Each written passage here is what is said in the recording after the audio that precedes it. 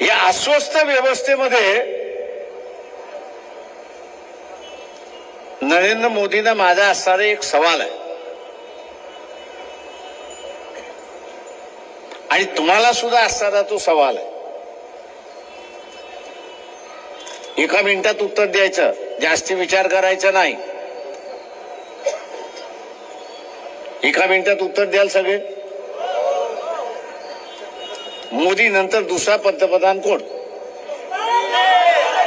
एक लक्षात घ्या, मी जे म्हणालोय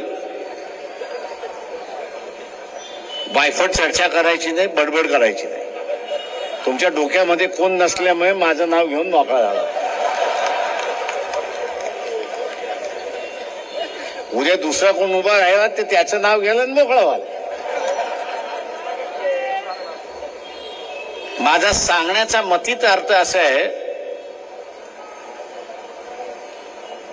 की एकही माणूस आपल्या नजरेसमोर नाही, डोळ्यासमोर नाही, विचारात नाही की जो या देशाचं नेतृत्व करू शकतो अशी असणारी परिस्थिती आहे.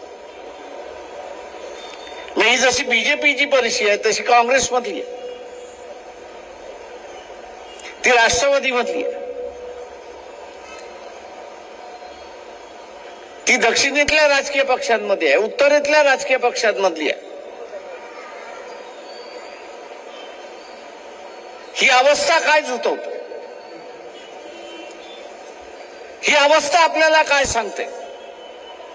आपण जसं म्हणतो की बापात बाप नाही, लेखात लेख नाही, तशा रीतीने इथल्या असणाऱ्या राजकीय पक्षामध्ये असा एकही व्यक्ती राहिलेला नाही की जो त्याच्या राज्याच्या बाहेर जाऊन या देशाचं नेतृत्व करू शकतो, असं एकही व्यक्ती नाही. आता हे फुटलेलं घर झालं की नाही?